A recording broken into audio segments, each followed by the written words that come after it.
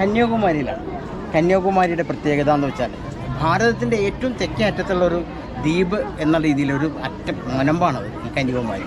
മറ്റൊരു കേസ് വിവേകാനന്ദൻ്റെ പാദസ്പർശനം കൊണ്ട് അനുഗ്രഹീതമായ ഒരു സ്ഥലവും കൂടിയാണ് ഈ നമ്മുടെ കന്യാകുമാരിയുടെ പ്രദേശം. തമിഴ്നാട്ടിലാണെങ്കിൽ പോലും അതുപോലെ തന്നെയാണ് മറ്റൊരു പ്രധാനപ്പെട്ട കേസ് ദേവി കന്യാകുമാരി ക്ഷേത്രവും കൂടി ഇവിടെ സ്ഥിതി ചെയ്യുന്നതാണ്. നിരവധിയായ പ്രത്യേകതയ്ക്ക് പുറമെയാണ് എൻ്റെ പിന്നിലായി കാണുന്ന ഈ പാലം ശ്രീ സ്റ്റാലിൻ തമിഴ്നാടിൻ്റെ മുഖ്യമന്ത്രി അടുത്തിടെയാണ് ഈ നാടിന് സമർപ്പിച്ചത്. ഭാരതത്തിലെ തന്നെ ഒരു ഗ്ലാസ് ബ്രിഡ്ജാണ്. അതായത് കടലെ അടിഭാഗത്തുണ്ടാകുന്ന ഈ ബ്രിഡ്ജ് കാണാൻ വളരെ മനോഹരമാണ്. ഏറ്റവും നീളം കൂടിയും മനോഹരമായ ഈ ബ്രിഡ്ജ് കൂടി വന്നതോടുകൂടി ഈ ഭംഗി നമ്മുടെ കന്യാകുമാരിക്ക് ഒരു പൊൻതൂവൽ കൂടി ആ നെറുകയിൽ വരുന്ന രീതിയിലാണ് വന്നിരിക്കുന്നത്. അത്ര മനോഹരമായ കാഴ്ചകളാണ് ഈ കന്യാകുമാരിയിലുള്ളത്. നമുക്ക് കന്യാകുമാരിയിലെ കാഴ്ചയിലേക്ക് ഒരു നിമിഷം പോകാം. കന്യാകുമാരിയിലൊരു സൂര്യോദയം. അതിനുശേഷം ക്യൂവിൽ നിന്ന് 75 രൂപ ടിക്കറ്റ് എടുത്ത് ബോട്ടിൽ അകത്തേക്ക് പോവുകയാണ്. ത്രിവേണി സംഗമത്തിലൂടെയുള്ള യാത്ര വളരെ മനോഹരമാണ് കേട്ടോ. വളരെ സേഫ്റ്റി ആയിട്ടാണ് നമ്മളെ കൊണ്ടുപോകുന്നത്. ജാക്കറ്റൊക്കെ ഇടിയിച്ച് സുരക്ഷിതം വളരെ ഉറപ്പാക്കിയതിന് ശേഷം നമ്മൾ വിവേകാനന്ദ പാറയിലേക്ക് എത്തിക്കുകയാണ്. ബോട്ടിലെ യാത്ര വളരെ മനോഹരമാണ്. 3 കടലുകൾ ഉൾക്കൊള്ളുന്ന ഒരു പ്രദേശമാണ് ത്രിവേണി സംഗമം. അതിൻ്റെ ഭാഗത്തുകൂടിയാണ് നമ്മൾ യാത്ര ചെയ്യുന്നത്. തൊട്ടടുത്ത് തന്നെ അവിടെ ചെല്ലുന്ന ഉടനെ തന്നെ നമുക്ക് വിവേകാനന്ദ പാറയിലേക്ക് ചെന്ന് കയറുന്ന സ്ഥലമാണിത്. ഇവിടെ കയറിക്കഴിഞ്ഞാൽ ഒരു 30 രൂപ എൻട്രി ഫീസ് ഉണ്ട്. തൊട്ടടുത്ത് തന്നെ നമ്മുടെ പാദരക്ഷകൾ സൂക്ഷിക്കുന്ന സ്ഥലമുണ്ട്, സൗജന്യമാണ്. അത് കഴിഞ്ഞാൽ നമുക്ക് നേരെ അങ്ങോട്ട് ചെല്ലാം. ഇത് വിവേകാനന്ദ പാറയുടെ ഭാഗമായിട്ടുള്ള നിരവധി ഭാഗങ്ങളിൽ ഒന്നാണ്. അവിടെ നമുക്ക് വീഡിയോ അനുവാദമല്ല, എന്നാലും ശബ്ദം നിങ്ങൾ കേൾക്കാം. നല്ല മ്യൂസിക്കാണ്. ഈ മ്യൂസിക്കുകളെല്ലാം കേട്ടുകൊണ്ട് നമ്മളവിടെ ചുറ്റുമുള്ള കാര്യങ്ങളൊക്കെ കണ്ട് മനസ്സിലാക്കി നമുക്ക് പോരാൻ സാധിക്കും. ഇവിടെ ഇങ്ങനെ വെള്ള വര വരച്ചിരിക്കുന്ന ഭാഗം കണ്ടില്ലേ, കഴിയുമെങ്കിൽ അതിലൂടെ പോകാൻ ശ്രമിക്കണം. ചൂട് അല്പം കുറവായിരിക്കും. അതിനുശേഷമാണ് ഞങ്ങൾ അല്പം തണൽ നോക്കി നിരുന്ന് അവിടെ നമ്മുടെ പുതിയ പാലം പണിതിരിക്കുന്നത് കൊണ്ട് ദൂരക്കാഴ്ചയിൽ നിന്ന് കണ്ട് ആസ്വദിച്ച് നമ്മളെല്ലാം കാര്യങ്ങൾ മനസ്സിലാക്കിയിട്ടാണ് നമ്മളടുത്തേക്ക് പോകാൻ ശ്രമിച്ചത്. വളരെ ദീർഘമായി ചെയ്തിട്ടുള്ള ഇന്ത്യയിലെ തന്നെ ഏറ്റവും നീളം കൂടിയ ഇങ്ങനെ ബ്രിഡ്ജുകൾ ഒന്നാണിത്. ഗ്ലാസ് ബ്രിഡ്ജിലൊന്നാണ്. നമ്മളിനി അതിനകത്തേക്കൊന്ന് പോകാൻ ശ്രമിക്കുകയാണ്. ഇവിടെ നിന്നാണ് ഇത് തുടങ്ങുന്നത്. ഇത് വളരെ 10 മീറ്റർ വീതിയിലാണ് ഇത് ചെയ്തിരിക്കുന്നതെങ്കിലും പകുതി ഭാഗത്തിൽ കൂടുതലേ ഇതിന് ഗ്ലാസ് കൊണ്ട് നിർമ്മിച്ചിട്ടുള്ളൂ. മനോഹരമായൊരു കാഴ്ചയാണ്. ആദ്യമെല്ലാം കാലെടുത്ത് വയ്ക്കാനൊരു പേടി കാണും. കാരണം തൊട്ട് താഴെ കടലാണ്. കടലെന്ന് പറഞ്ഞാൽ ഭയങ്കരമായ കടലാണ്. ആ കടലിലേക്കൊക്കെ പോകാൻ തന്നെ ഭയങ്കര ഒരു ആഴത്തിൻ്റെ അത് നോക്കുമ്പോൾ തന്നെ ചുറ്റുപാടുമുള്ള കടലിൻ്റെ ഭാഗങ്ങൾ കാണുമ്പോൾ തന്നെ നമുക്കൊരു പേടി വരും. 71 മീറ്റർ നീളത്തിലാണ് ഇത് നിർമ്മിച്ചിട്ടുള്ളത്. അതിന് 10 മീറ്ററാണ് വീതിയുള്ളത്. ഇത് ഏകദേശം 37 കോടി രൂപ ചിലവാക്കി വർഷങ്ങളോളം ശ്രമകരമായി നടത്തിയിട്ടാണ് ഇതിൻ്റെ എല്ലാ പരിപാടികളും ചെയ്ത് ഇത് രാജ്യത്തിന് സമർപ്പിച്ചിട്ടുള്ളത്.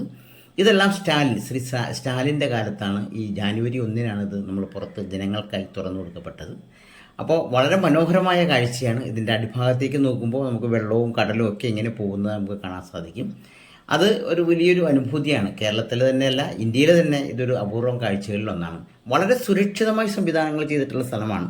ചുറ്റുപാടും നോക്കുമ്പോൾ അതിൻ്റെ സേഫ്റ്റി വളരെ ഭംഗിയായിട്ടുണ്ട്. ഇനിയും അറ്റകുറ്റപ്പണികളോ മറ്റോ കാര്യങ്ങളോ എന്തൊക്കെ അവിടെ ബാക്കിയുള്ളതുപോലെ നമുക്ക് തോന്നുന്നുണ്ട്. ഇനിയും പൂർണ്ണതയിൽ എത്തിയിട്ടില്ല എന്ന് തോന്നുന്നു. നിങ്ങളൊന്ന് താഴേക്ക് നോക്കുന്നത് നല്ലതാണ്. ഇതൊരു നമ്മുടെ ഈ നടന്നു പോകുന്നതിൻ്റെ അടിവശത്ത് കടലും പാറകളും, പാറയിൽ വന്ന് കാറ്റിങ്ങനെ ഒലയുമ്പോൾ തിരമാലകൾ അടിക്കുന്നതൊക്കെയുണ്ട്. ഒരു തിര വന്ന് അടിച്ചു വീഴുന്നത് ഞാൻ അല്പം സ്റ്റില്ലായിട്ട് എടുത്തതാണത്. വളരെ ഭംഗിയായിട്ട് തോന്നി. ഇതിൻ്റെ അടിഭാഗം മൊത്തമുള്ള പാറയും കടലും വെള്ളവും എല്ലാം ഇതിങ്ങനെ തിരമാലയോടുകൂടി മറിയുന്നതെല്ലാം ഈ ദൂരെ നിന്ന് താഴേക്ക് നോക്കി നമുക്ക് കാണാൻ സാധിക്കും. പലർക്കും പേടിയാണ് കയറാനായിരുന്നു. പക്ഷേ അതിനുശേഷം വളരെ ഭംഗിയായി തന്നെ അതിനകത്തേക്ക് പോകാൻ സാധിച്ചു. അപ്പോൾ ഈ കാഴ്ച ചെന്ന് തീരുന്നത്, അതായത് നമ്മുടെ തിരുവള്ളൂരിൻ്റെ പ്രതിമയിലേക്കാണ് നമ്മൾ കയറി വരുന്നത്. ആദ്യം നമ്മൾ ശ്രീ വിവേകാനന്ദൻ്റെ മഠം അവിടെ നിന്നതിന് ശേഷം വിവേകാനന്ദ മണ്ഡപത്തിൽ നിന്നും അതിൻ്റെ തൊട്ടടുത്തുള്ള സ്ഥലത്തേക്ക് കയറാൻ പണ്ട് ഇത് നമ്മൾ ബോട്ട് മാർഗമാണോ പോയിരുന്നെങ്കിൽ ഇപ്പോൾ നമ്മൾ പോകുന്നത് ഈ പാലത്തിലൂടെയാണ്. ദൂരെ നോക്കി ആ തിരുവള്ളൂരിൻ്റെ പ്രതിമയ്ക്ക് താഴെയായി കുഞ്ഞു കുഞ്ഞു അനക്കങ്ങൾ കണ്ടില്ലേ, അതെല്ലാം മനുഷ്യരിൽ നിന്ന് കാണുന്നതാണ്. അപ്പോൾ അതിൻ്റെ ഹൈറ്റ് നമുക്ക് ഊഹിക്കാവുന്നതേ ഉള്ളൂ. നമുക്കിനി മുകളിൽ കയറി നിന്ന് അതിൻ്റെ ആസ്വാദനം നമുക്കൊന്നുകൂടി നടത്തണം. ആ മണ്ഡപത്തിൻ്റെ അടുത്തേക്ക് കയറി ചെല്ലുമ്പോൾ തന്നെ ഒത്തിരി സെക്യൂരിറ്റി സംവിധാനങ്ങളുണ്ട്. വളരെ സുരക്ഷാ സംവിധാനങ്ങൾ ഒരുക്കിയിട്ടാണ് മുകളിലേക്ക് കയറുന്നത്. ഏകദേശം 4 തട്ടുകളായിട്ടാണ് ചെയ്തിട്ടുള്ളത്. തീർത്തും ഈ നിർമ്മിതികളെല്ലാം കരിങ്കല്ലിലാണ്. അതാണ് മറ്റൊരു പ്രത്യേകത എനിക്ക് തോന്നിയത്. അതെല്ലാം ചെയ്ത് മുകളിലേക്ക് നമ്മൾ എത്താൻ പോവുകയാണ്. ഇതിങ്ങനെ സ്റ്റെപ്പ് കയറുമ്പോഴെല്ലാം നമുക്ക് വളരെ ഒരു പുറത്തും ഭയങ്കര ചൂടാണെങ്കിലും ഇതിനകത്ത് ചൂട് അനുഭവപ്പെടുന്നില്ല എന്നുള്ളത് മറ്റൊരു പ്രത്യേകതയാണ്. ഇതെല്ലാം കണ്ടിട്ടാണ് നമ്മൾ ഓരോന്ന് പോകുന്നത്. ഒരു ഭാഗത്തുകൂടി ഇറങ്ങിപ്പോകാനും മറുഭാഗത്തുകൂടി കയറിപ്പോകാനുള്ള സംവിധാനങ്ങൾ ഇവിടെയുണ്ട്. ലിഫ്റ്റ് സംവിധാനങ്ങളും നമുക്കവിടെയുണ്ട്. ഇനി മുകളിലേക്ക് എത്തുമ്പോഴുള്ള കാര്യമാണ് ഈ തിരുവള്ളൂരിനെ കുറിച്ച് പറയുമ്പോൾ ഇദ്ദേഹം ഒരു കവിയാണ്. ആ കവി എന്ന നിലയിൽ മാത്രമല്ല, അദ്ദേഹത്തെ ആ തമിഴ്നാട് അംഗീകരിക്കുന്നതിന് ഏറ്റവും നല്ല ഒരു ഉദാഹരണമായിട്ടാണ് ഈ സ്റ്റാച്ചു നമുക്ക് കാണാനുള്ളത്.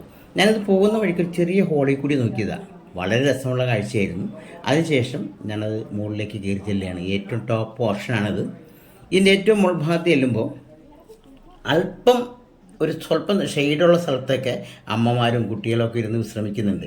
കാരണം നേരെ മുകളിൽ ഭയങ്കരമായ ചൂടും ചുറ്റുപാടും കടലും ഒക്കെയുള്ളൊരു പ്രദേശമാണ്.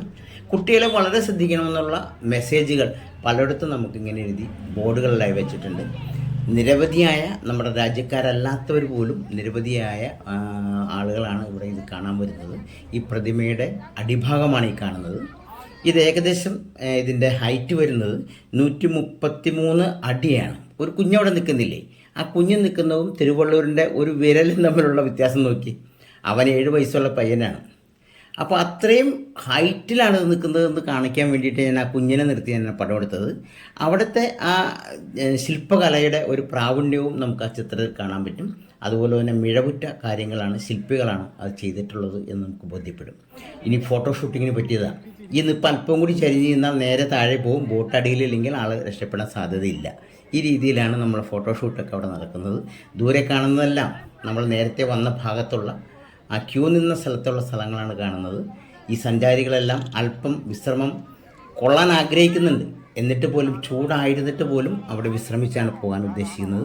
അത്ര മനോഹരമായ കാഴ്ച ആയതുകൊണ്ടാവണം അങ്ങനെ നിൽക്കുന്നത്. ഈ ഗ്ലാസ് ബ്രിഡ്ജിൽ നിന്ന് നമുക്ക് താഴേക്ക് പോകണം. അതിലൂടെ നമുക്ക് ഇറങ്ങി പോയിട്ട് വേണം ചെയ്യാൻ. ഇത്ര സുന്ദരമായ സ്ഥലം, മലയാളികൾ ഏറ്റവും കൂടുതൽ താമസിക്കുന്ന ഒരു സ്ഥലവും കൂടിയായിട്ട് എന്തിനിത് നമ്മൾ തമിഴ്നാടിന് കൊടുത്തു എന്നുള്ളതിനെക്കുറിച്ച് എനിക്ക് ആലോചിച്ചിട്ടും ഒരു അർത്ഥവും കിട്ടുന്നില്ല. എന്തായാലും ഈ പാലത്തു നിന്ന് ഇറങ്ങി നമുക്കിനി വിവേകാനന്ദ മണ്ഡപത്തിലേക്ക് പോവുകയാണ്. ഇവിടെ വീഡിയോ നമുക്ക് അനുവാദം തരുന്നില്ല. എന്നാലും വളരെ മനോഹരമായ കാഴ്ചകളാണ്. ഈ കാഴ്ചയ്ക്ക് പുറമെ ഈ കന്യാകുമാരിയുടെ മറ്റു പ്രദേശങ്ങളുണ്ട്.